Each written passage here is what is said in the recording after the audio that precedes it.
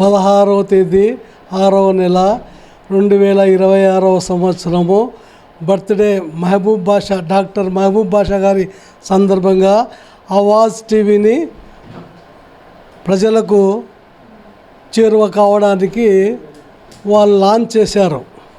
కర్ణాటక మంత్రి, తర్వాత మన ఎన్ఎండి ఫరూక్ గారు, తర్వాత గౌరీ చరిత గారు, వీళ్ళంతా వచ్చి లాంచ్ చేసి ఆ రోజు షరీఫ్ గారు కార్యక్రమాన్ని ముందుకు తీసుకెళ్లారు.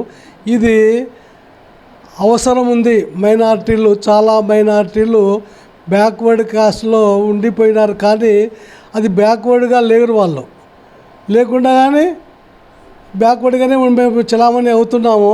అటువంటి దానికి ఈరోజు ప్రజల్లో, మైనారిటీలో చైతన్యవంతం తేవడానికి డాక్టర్ మహబూబ్ బాషా గారు ఈ కార్యక్రమాన్ని చేపట్టినందుకు వారికి నా తరపున ధన్యవాదాలు తెలియజేస్తూ, ఈ కార్యక్రమాన్ని ఇంకా ప్రజలకు చేరువడానికి తమ వంతు కృషి చేయాలని చెప్పి కోరుకుంటూ సెలవు తీసుకుంటున్నాను.